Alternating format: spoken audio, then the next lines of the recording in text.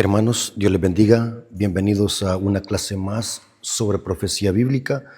Bienvenidos al canal Apología Adventista, donde el objetivo es que usted y yo podamos crecer en conocimiento y así poder conocer las grandes profecías bíblicas. En este caso, hermanos, queremos aprovechar esta ocasión para invitarles, como siempre lo hacemos, de que se suscriban al canal. Si aún no lo han hecho, suscríbanse, den me gusta a los videos, compartan este material para que muchos puedan escuchar estos importantes temas que tienen que ver con verdad presente, con doctrina y con profecía. Así que, hermanos, gloria a nuestro Dios porque nos permite una vez más poder presentar estos importantes temas que tienen que ver con profecía bíblica. En esta ocasión, hermanos, queremos orar para que Dios nos dirija y podamos comprender estos importantes temas sobre profecía bíblica. Así que, hermanos, vengamos de rodillas. Bendito Señor que estás en el cielo, santificado sea tu nombre. Te damos gracias porque nos permites una vez más poder presentar tu palabra. Te pedimos, Señor, humildemente que nos des conocimiento, sabiduría, para que podamos interpretar correctamente tu palabra y conocer las grandes profecías de Daniel y Apocalipsis. Gracias, Padre, porque nos permites este privilegio. Te lo agradecemos en el nombre de Jesús. Amén. Ok, hermanos, Dios me los bendiga. Quiero que tomen sus Biblias porque vamos a tener una clase sólida sobre profecía bíblica. Queremos en esta clase, hermanos, estudiar en una forma profunda lo que es la abominación asoladora y sus 4 cumplimientos en la historia y en la profecía bíblica. Como adventistas del séptimo día, tenemos que conocer perfectamente bien estas profecías, porque la palabra de Dios dice que tenemos la segura palabra profética. Nuestro mensaje es un mensaje profético. Así que en esta clase nuestro objetivo es que usted conozca las profecías bíblicas y conozca lo que nos espera en el tiempo futuro. Quiero en esta clase que analicemos cómo la profecía de la abominación asoladora tiene 4 aspectos en la historia y en la profecía. Usemos como base Mateo 24:15.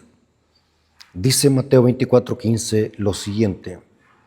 Este es parte del sermón profético de Cristo que predicó en Mateo 24. Y dice Mateo 24:15 lo siguiente. Por tanto, cuando veáis en el lugar santo la abominación desoladora que habló el profeta Daniel, el que lea, entienda. Noten que hay aquí un paréntesis. En mi Biblia aparece un paréntesis y dice, el que lea, entienda. ¿Por qué es importante entender, hermanos? Yo siempre lo he dicho, una cosa es leer y otra cosa es comprender y entender. El mensaje de Cristo acá es que entendamos, porque viene un momento donde se pondrá la abominación asoladora en el lugar santo. Y Jesús le dice a los discípulos, el que lea, entienda.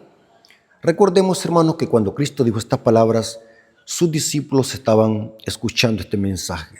Esto lo podemos notar en Mateo 24, versículo 1 al 3. O sea que este mensaje es para la iglesia, como hijos de Dios. Tenemos que conocer perfectamente qué es la abominación asoladora y qué tiene que ver esto con la preparación para la crisis final. Ahora, vamos a ver, hermanos, que esta profecía de la abominación asoladora es una profecía cuádruple. Es una profecía que tiene 4 aspectos o 4 cumplimientos. Y vamos a ver cada uno de ellos a grandes rasgos, porque si nos espaciamos solo en uno, tendríamos que tener un seminario de muchas horas y de muchos días. Así que vamos a ir a grandes rasgos para que veamos cómo la abominación asoladora se ha cumplido en la historia y se va a volver a repetir en el tiempo del fin. O sea que la abominación asoladora, esta profecía, tiene una aplicación cuádruple que la veremos a continuación. Tomen papel y lápiz para que puedan anotar esta información, hermanos. Esta información vale oro. Recordemos de que no es un sermón, sino que es un estudio profundo sobre profecía bíblica. Nuestro objetivo en este canal es que usted y yo podamos conocer temas profundos de la Biblia, temas que se ignoran hoy en día, temas que millones de cristianos los ignoran. Así que espero, hermanos, que estos temas sean de bendición para todos nosotros. Noten el primer cumplimiento de la abominación asoladora. Se refiere cuando Nabucodonosor, o sea, Babilonia, destruyó a Jerusalén en el año 586 a.C. La abominación asoladora tuvo su primer cumplimiento cuando Babilonia destruye a Jerusalén en el año 586 o 587, entre esos 2 años antes de Cristo.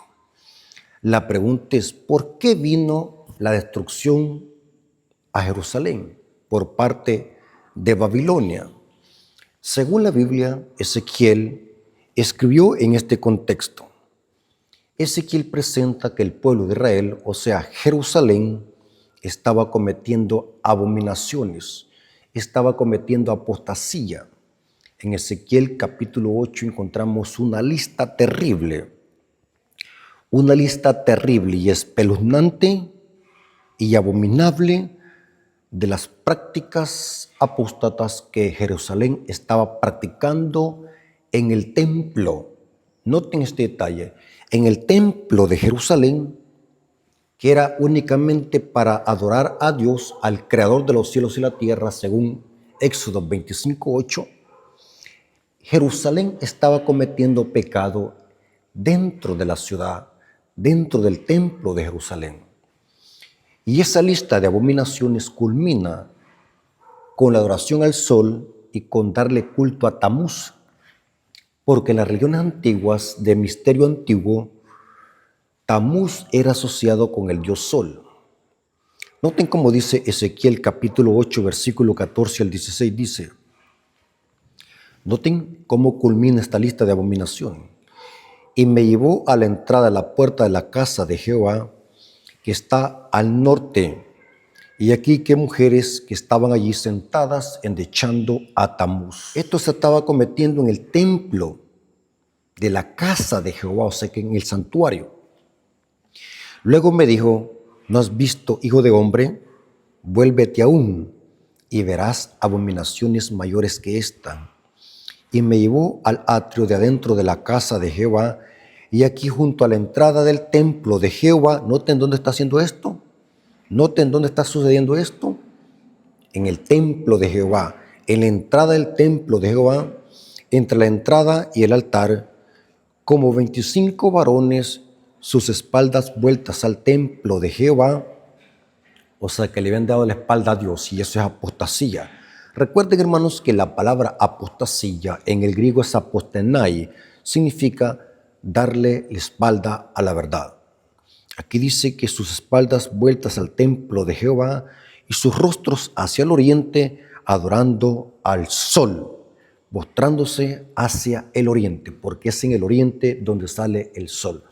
Noten, el pueblo profeso de Dios estaba practicando idolatría, abominaciones, culminando con el culto a Tamuz y el culto al dios Sol. Por esa razón, vino una destrucción sobre Jerusalén. Y esto sucedió en el año 586 a.C. Y Dios permitió que los caldeos, o sea, Babilonia, destruyese a Jerusalén. Esto está registrado en 2 Crónicas capítulo 36, versículos 16 al 21. 2 Crónicas capítulo 36, versículos 16 al 21, y dice así, noten lo que pasó, o lo que hicieron los babilonios, los caldeos con Jerusalén.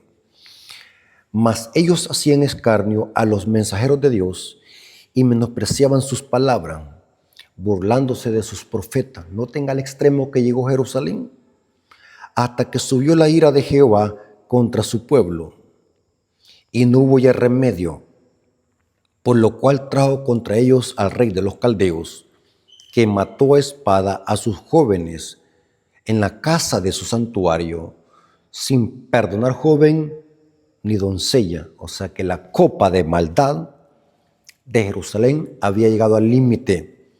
Y recuerden, hermanos, que así como Dios es amor y misericordia, también es justicia. Y dice que hubo una masacre y no se perdonó ni a doncella, ni anciano, ni decrépito. Todo lo entregó en sus manos.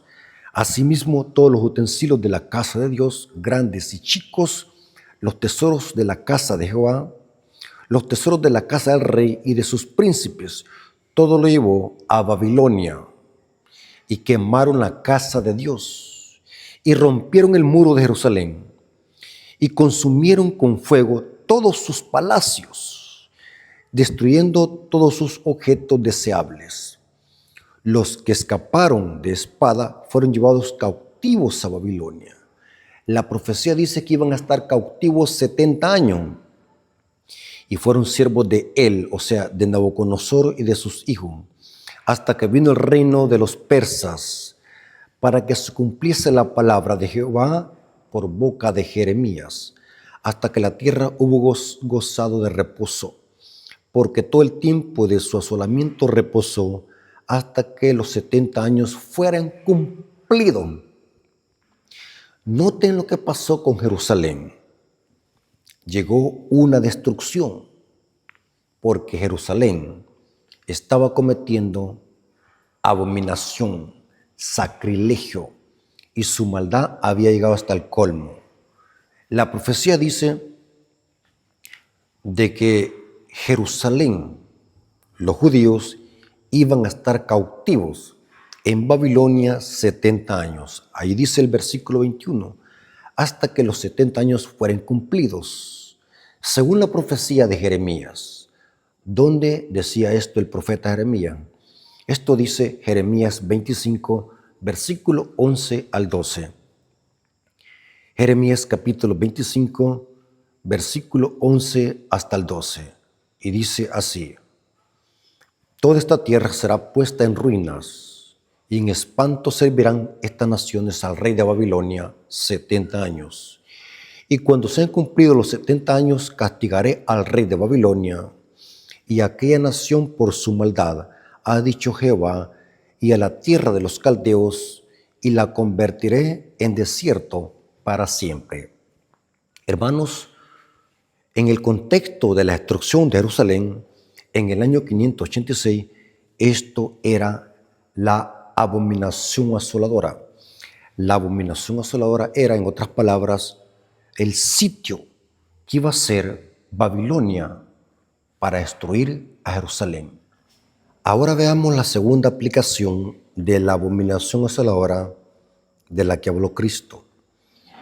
La segunda aplicación es la destrucción de Jerusalén por parte de las tropas romanas. Y vamos a ver de qué se repite la historia. Sucedió idénticamente lo mismo como sucedió en los días de Jeremías, con la destrucción de Jerusalén por parte de las tropas babilónicas y caldeas. Ahora vemos la segunda aplicación, y es cuando Roma imperial, que en Daniel 7, versículo 7 se le llama la cuarta bestia espantosa y terrible. Roma en el año 70 después de Cristo destruyó a Jerusalén, y quien hizo eso fue el general Tito Vespasiano. El sitio fue en el año 66, la destrucción fue en el año 70, y Cristo les había advertido a sus discípulos. Leamos otra vez Mateo 24, versículo 15 al 18. Por tanto, cuando veáis en el lugar santo la abominación asoladora de la que habló el profeta Daniel, el que le entienda. Entonces, los que estén en Judea huyan a los montes, y el que esté en la azotea no descienda para tomar algo de su casa, y el que esté en el campo no vuelva atrás para tomar su capa. Esto se cumplió perfectamente en el año 70. El sitio fue en el año 66 después de Cristo. Este fue el momento indicado para que los discípulos salieran a huir a los montes y los que estuviesen en los montes no descendieran a tomar algo de su casa. ¿Qué era la abominación asoladora? Era el nombre que Jesús le dio a la destrucción que iba a hacer Roma en contra de Jerusalén en el año 70. ¿Cómo lo sabemos? El Evangelio sinóptico de Lucas lo explica. Lucas 21:20 dice: pero cuando veáis a Jerusalén rodeada de ejércitos, sabed entonces que la destrucción ha llegado. Hermanos, la nación judía en los tiempos de Cristo había caído en una terrible apostasía. Esto lo llevó a rechazar al Mesías. Los judíos, especialmente los rabinos y los maestros de la ley, se autoproclamaron una profecía diciendo: la sangre de este hombre sea sobre nosotros y vuestras mujeres y vuestros niños. Esto se cumplió exactamente en el año 70 cuando Roma destruyó a Jerusalén. Dice la historia, esto lo confirma hasta la historia secular, de que Tito y su ejército hizo una gran masacre sangrienta en el templo de Jerusalén. Los judíos cavaron su propia ruina. Al rechazar al Mesías, vuestra casa quedará desierta. Esto lo dijo Cristo cuando se lamentó por Jerusalén. Jesucristo lloró por Jerusalén, muchas veces lloró, porque Él sabía lo que le esperaba a Jerusalén. Y es importante entender, hermanos, que Dios no es que se complazca en la destrucción de los impíos, pero los impíos cosechan lo que ellos siembran. Es bien importante que nosotros podamos armonizar la justicia y la misericordia de Dios. No la podemos divorciar. Así como Dios es plenamente misericordia, también es plenamente justicia. Y la Biblia dice que a Jerusalén llegó la destrucción por parte de los ejércitos romanos. Y es interesante que en este contexto Cristo había dicho a los discípulos, Mateo 24, versículo 19 al 20, Mateo 24, versículo 19 al 20 dice: mas hay de las que estén encintas y de las que críen en aquellos días, y orad para que vuestra huida no sea en invierno ni en día de reposo. Noten que esta profecía se cumplió, podemos decir así, 40 años después de que Cristo resucitó. Cristo murió y resucitó en el año 31 de nuestra era. 40 años más adelante, estamos hablando en el año 70, Cristo está diciendo que los discípulos iban a estar guardando el día sábado. Noten, significa que el sábado no fue abolido. El cuarto mandamiento los discípulos lo iban a estar guardando 40 años después de la resurrección de Cristo. Esto se cumplió exactamente en el año 70. Y Cristo les dice a los discípulos: oren para que vuestra huida, o sea, que la persecución o el sitio de Jerusalén no los fuera a sorprender reposando en sábado en la sinagoga. Y tampoco que no fuese en invierno, porque las inclemencias del tiempo, hermanos, iban a ser catastróficas para los discípulos. Andar huyendo en el invierno, en el clima helado, en el clima lluvioso, iba a ser terrible para los discípulos. Por eso es que Jesús les dice a los discípulos: oren para que vuestra huida no vaya a ser en sábado, que los encuentre el sitio congregándose, o que sea en invierno.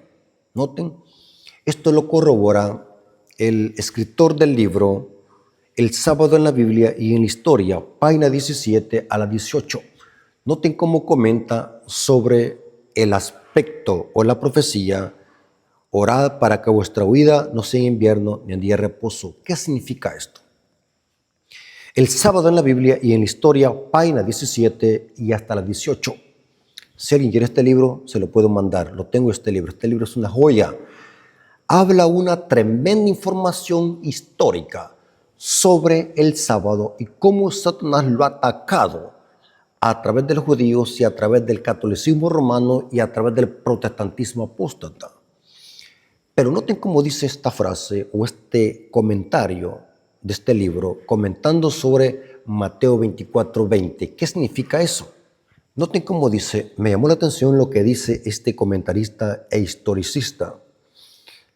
La historia demuestra que el cometa Halley, estoy investigando en internet sobre qué es el cometa Halley y sabe, hermanos, que esto está en historia registrado. La historia demuestra que el cometa Halley se estacionó sobre Jerusalén en febrero del año 66 después de Cristo. La ciudad fue sitiada por el general romano Sestio Galio durante la fiesta de los tabernáculos el mismo año. Es decir, que la observancia del sábado debía ser motivo de preocupación entre los seguidores de Cristo desde el comienzo de la dispensación cristiana hasta el año 66 después de Cristo. Cuando al fin pudieron escapar de la ciudad sitiada, que sucedió en el año 66 el sitio, o sea que fue en el año 66 donde escaparon los discípulos, dice, Jerusalén fue destruida en el año 70 después de Cristo por el general romano Tito Vespasiano. O sea que el ejército era comandado en el año 66 por Sestio Galio, pero la destrucción fue por los romanos comandado por el general Tito Vespasiano. Es importante que entendamos eso, pero la historia lo confirma que ese mismo año es que el cometa Halley se estacionó sobre Jerusalén en febrero del año 66 después de Cristo, ¿no? La profecía se cumplió exactamente. Esta es una evidencia, hermanos, que la Biblia es inspirada por Dios. Yo me burro, hermano, de los escépticos y de los indoctos de historia que dicen que supuestamente saben más que la Biblia y empiezan a criticar la Biblia.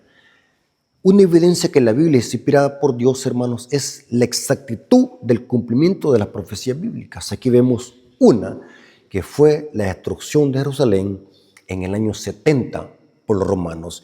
Y esto fue la abominación asoladora a la que Cristo se refería cuando les dijo a los discípulos, cuando veáis en el lugar santo la abominación asoladora. ¿Qué era el lugar santo? En ese entonces era el templo de Jerusalén. Cuando los romanos sitiaran a Jerusalén, esa era la abominación asoladora. Y cuando los discípulos observaron eso, tenían que salir a huir a los montes.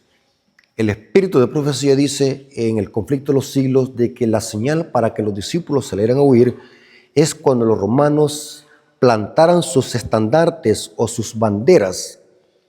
Y esas banderas contenían el símbolo del dios Sol, porque en la cultura pagana romana el culto al sol era muy prominente. Y esto lo corrobora Flavio Josefo. Dice que los estandartes que clavaron los romanos en el lugar de Jerusalén, dice que contenían el dios Sol, un sol. Los discípulos, cuando vieron eso, dice que inmediatamente captaron que esa era la oportunidad para salir a huir a los montes, porque Cristo había dicho que se iba a cumplir la abominación asoladora. Por lo tanto, esta es la segunda aplicación de lo que es la abominación asoladora. Roma sitia a Jerusalén y la destruye en el año 70. El sitio fue en el año 66 y la destrucción fue en el año 70. La historia lo confirma. Ahora, caminemos en la profecía bíblica. Ya vimos que la abominación asoladora se cumplió con Babilonia cuando destruyó a Jerusalén en el año 586. Vemos la segunda aplicación cuando Roma destruye a Jerusalén en el año 70. Ahora vamos a ver la tercera aplicación de lo que es la abominación asoladora en la historia de la profecía. La tercera aplicación de la abominación asoladora tiene que ver con un aspecto profético. Se cumple en tercera aplicación cuando el papado, la otra Roma, noten que el papado se levantó de los escombros de la cuarta bestia que es Roma. El cuerno pequeño surge de la cabeza de la cuarta bestia que es Roma. Noten Daniel 7, versículos 7 y 8. Ahora, la abominación asoladora tenemos que ubicarla durante la Edad Media, durante los 1260 días de persecución papal, así como la Roma imperial persiguió a los discípulos y destruyó a Jerusalén y el templo de Jerusalén, así la otra Roma iba a pisotear el templo de Dios, pero ahora no iba a ser un templo físico, sino que es un templo espiritual, la iglesia. Noten que lo literal se torna en simbólico. La abominación asoladora es lo que hizo el papado con la iglesia durante la Edad Media, durante la mal llamada Santa Inquisición, durante los 1260 años, que fue la hegemonía del poder papal. Es muy importante que comprendamos eso. La hegemonía del poder papal inicia en el año 538 después de Cristo, culminando en el año de 1798. Esa es la abominación asoladora que puso el papado en el lugar santo, pero ahora no es el templo literal de Jerusalén, sino que iba a ser la iglesia. ¿Cómo lo demostramos?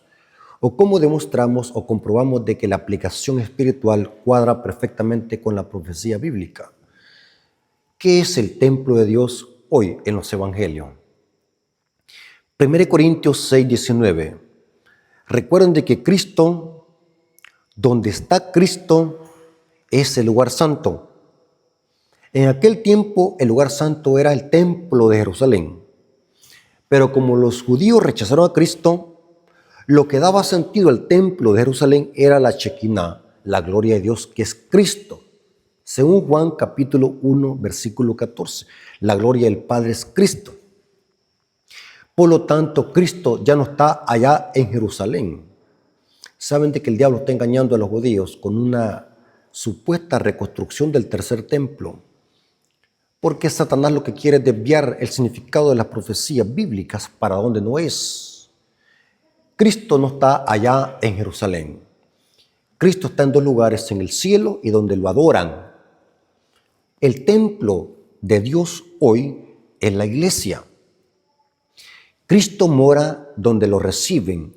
Nosotros somos templo de Dios. O sea que el Israel de Dios no es aquel que está allá en Palestina. El Israel de Dios hoy es la iglesia, porque donde está Cristo, ese es el lugar santo. Y es bien importante que entendamos, hermanos, que Cristo está en el cielo ministrando en el santuario celestial, literal, pero espiritualmente está en la iglesia, que es el templo espiritual. Y Pablo aplica el griego naos, la palabra naos, templo, se la aplica a la iglesia. 1 Corintios 6, 19 dice el apóstol Pablo así. 1 Corintios 6, 19 dice: ¿O ignoráis que vuestro cuerpo es templo del Espíritu Santo, el cual está en vosotros, el cual tenéis de Dios y que no sois vuestro? La palabra templo aquí es del griego naos, pero Pablo está aplicándole el término naos a la iglesia. La iglesia es el templo de Dios. Ahora, ¿qué hizo el papado durante la Edad Media? Pisoteó el lugar santo, pisoteó el templo de Dios, persiguió a la iglesia. Satanás persiguió al pueblo de Dios durante la Edad Media, durante los 1260 años. Y esto estaba profetizado en Daniel 12, versículo 11.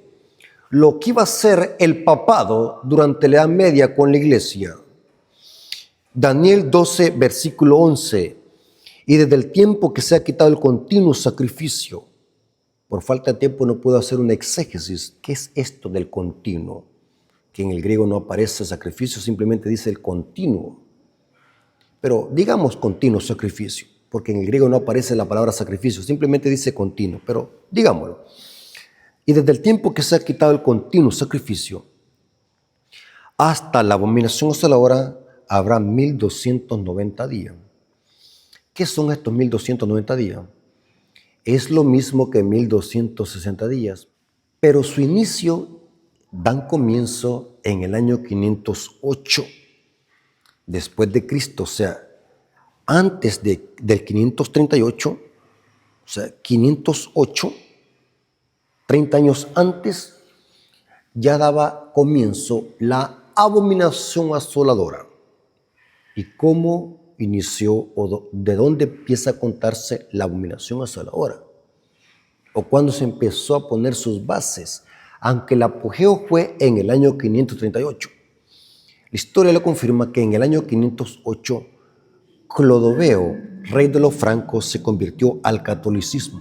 Por eso es que los 1290 días deben de empezar a contarse desde el 508, cuando Clodoveo, rey de los francos, se convierte al catolicismo.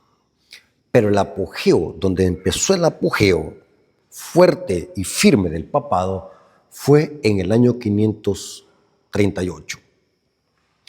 Pero es interesante que la profecía apocalíptica había profetizado de que durante este periodo de 1260 días, la iglesia iba a ser perseguida por este sistema, por el cuerno pequeño. Apocalipsis 12, versículo 6, dice esto: y la mujer huyó al desierto, donde tiene lugar preparado por Dios para que allí sea sustentada por 1260 días. Noten qué interesante, hermano. La iglesia iba a ser perseguida durante 1260 días. Pero ¿qué es el templo de Dios? Es la iglesia. O sea que el papado, el cuerno pequeño, iba a pisotear el templo de Dios, iba a perseguir a la iglesia. Y de esa manera, el cuerno pequeño, durante la Edad Media, impuso la abominación asoladora durante 1260 años de persecución papal. O sea que la abominación asoladora es otro nombre dado al cuerno pequeño, al papado y a la ramera de Apocalipsis, bajo la hegemonía de 1260 años de persecución papal. Apocalipsis 12:14 dice nuevamente este lapso de tiempo de persecución de la mujer. Apocalipsis 12, versículo 14 dice: y se le dieron a la mujer las dos alas de gran águila, para que volase delante de la serpiente del desierto a su lugar, donde es sustentada por un tiempo y tiempos y mitad de un tiempo. Noten que es lo mismo que menciona Daniel 7:25, la hegemonía del cuerno pequeño que pisoteó al templo de Dios, que es la iglesia, durante 1260 años de persecución. Estás escuchando a un católico indocto de la Escritura manipulando Apocalipsis 12:14 para decir que la expresión "y a la mujer se le dieron dos alas de águila" significa que María fue asunta, dicen ellos. O sea, Cristo se llevó a María para el cielo.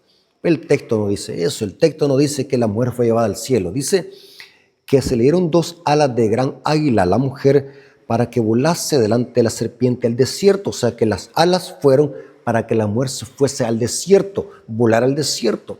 Esta expresión desierto es un énfasis a cómo la iglesia durante la Edad Media huyó a los montes, huyó a las montañas, huyendo de las persecuciones papales. Ustedes pueden corroborar eso en la historia, cómo la Iglesia Católica le hizo la guerra a los valdenses, a los albigenses, a los hugonotes, a los cuáqueros.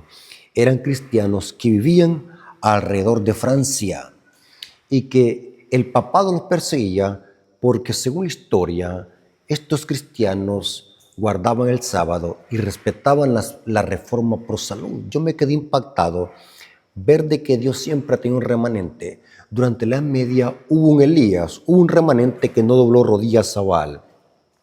Hubo un remanente que guardaba los mandamientos, hubo un remanente que guardaba el sábado. Yo me quedé impactado con esto, de que los valdenses eran adventistas del séptimo día, aunque no por nombre, pero guardaban el sábado, practicaban la reforma pro salud y creían en la segunda venida de Cristo visible y audible y mundial. Por tanto, la tercera aplicación de la abominación asoladora tenemos que ubicarla durante el periodo de la Edad Media, donde el papado pisoteó al templo de Dios, que es la iglesia.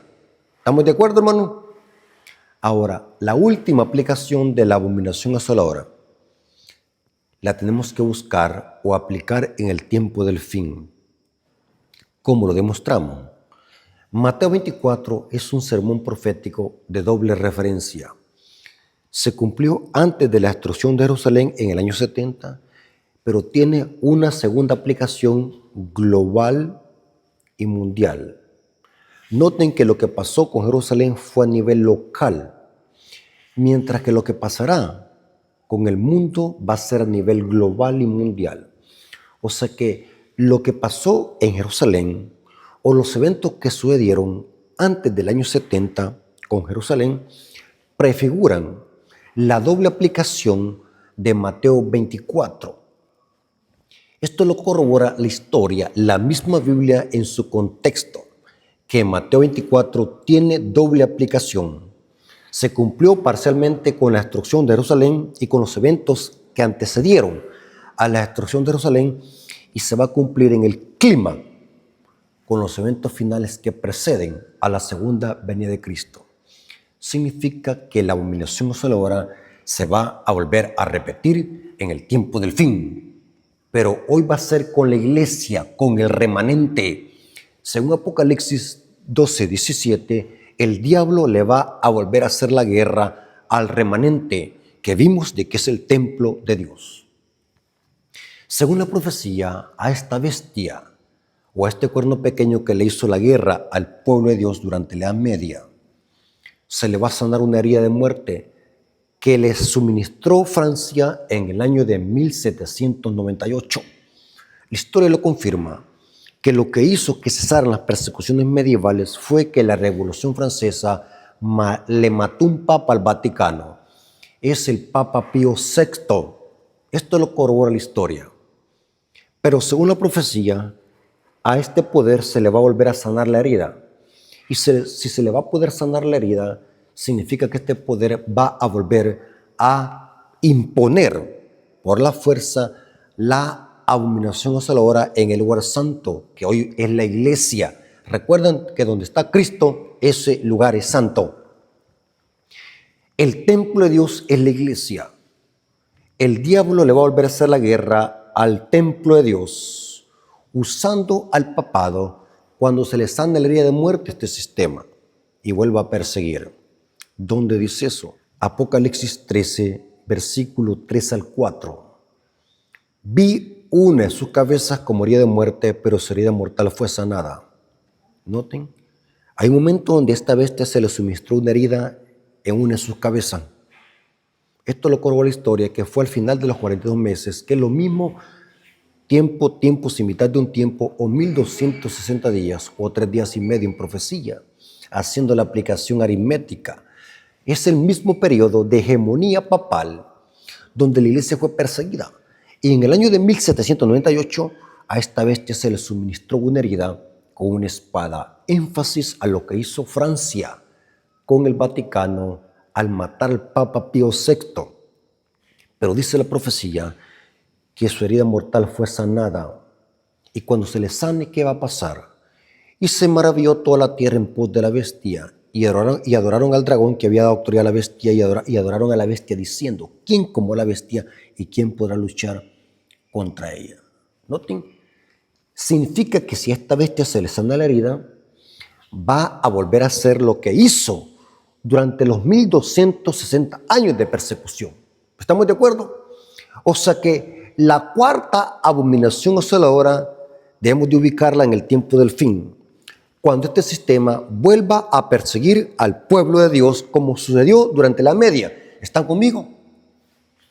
Pero más específico, ¿qué es la abominación asoladora? Los adventistas conocemos perfectamente bien esto, que la abominación asoladora tiene que ver con la imposición de la marca de la bestia. ¿Y qué es la marca de la bestia? Tendrá que ver con el culto al dios Sol. Usted me va a decir: hermano Rafael, hoy nadie, ningún cristiano adora al sol como lo hacían los judíos en los tiempos de Ezequiel. Es cierto, nadie, ningún cristiano adora el sol, pero sí adoran en el día del sol. Saben de que las religiones paganas, el día que le dedicaban al culto al dios Sol era el primer día de la semana. Por eso es que su nombre es Sunday, día del sol. ¿Qué día se congregan la mayoría de cristianos? Se congregan el día del sol. El domingo, según la profecía, cuando se imponga la marca de la bestia, o sea, la observancia del domingo por fuerza, esa será la cuarta aplicación de la abominación asoladora. La abominación asoladora tiene que ver con la marca de la bestia, con la imposición del domingo por la fuerza. El domingo ataca el sello de Dios, que es el cuarto mandamiento, que se refiere a la observancia del Shabbat. ¿Dónde la profecía dice eso? Apocalipsis 13, versículo 14 al 16. Aquí vemos cómo Satanás usará a los poderes políticos y religiosos para que vuelvan a imponer otra abominación hasta la hora y persigan a la iglesia. La marca de la bestia no es para cualquier tipo de cristiano. La marca de la bestia va a ser porque el diablo quiere que un remanente le rinda pleitesía, y este remanente en las profecías está identificado como los que guardan los mandamientos de Dios y tienen la fe de Jesús. O sea que la marca de la bestia es para sofocar a este remanente y que este remanente, al verse agobiado, ceda a las demandas del Estado en obedecer leyes impuestas por los hombres que atacan la ley de Dios. Apocalipsis 13, versículo 14 al 16, dice así, hablando de la imagen de la bestia, porque quien va a ayudar a la bestia a que sane su herida va a ser la imagen de la bestia, una coalición de iglesia y Estado.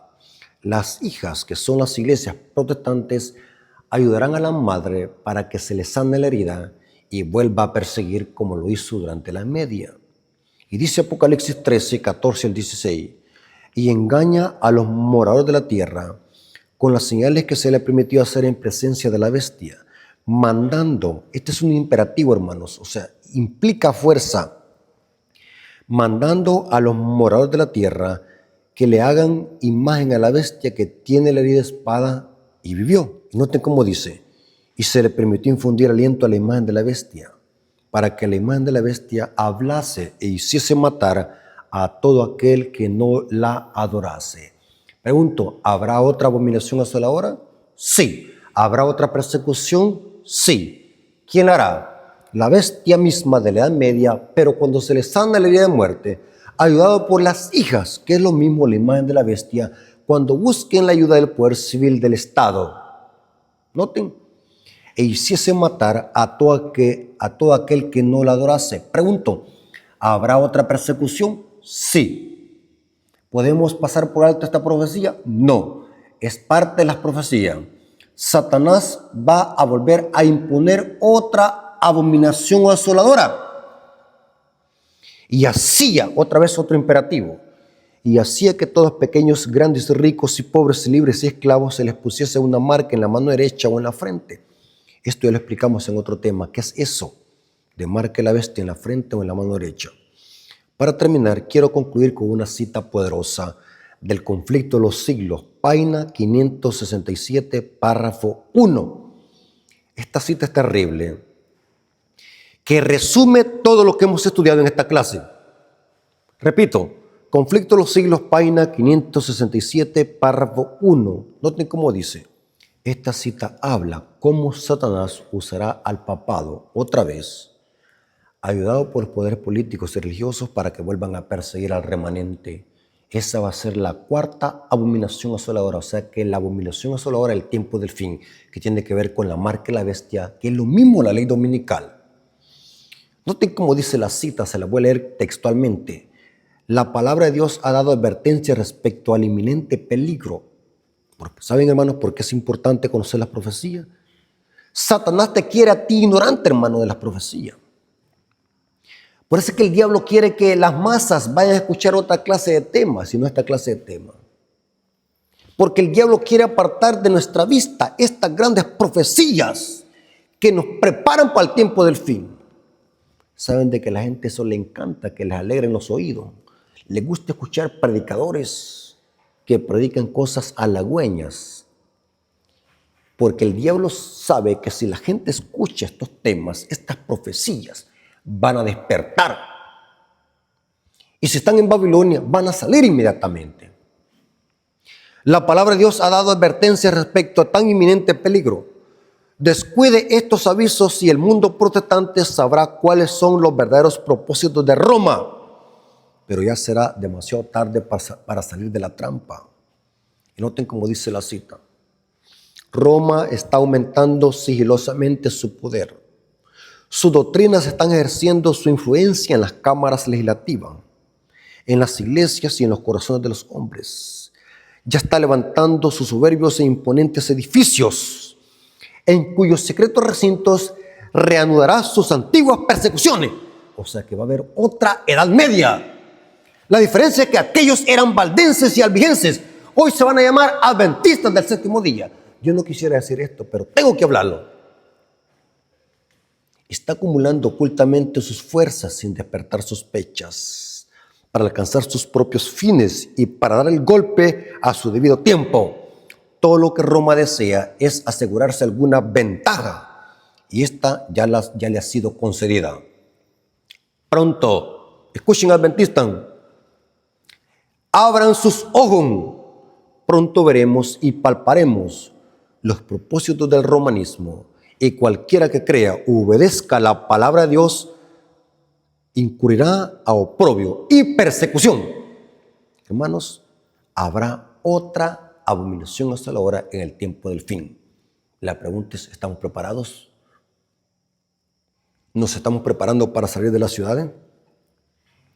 Viene un tiempo, hermanos, donde la vida en la ciudad ya no va a ser caótica.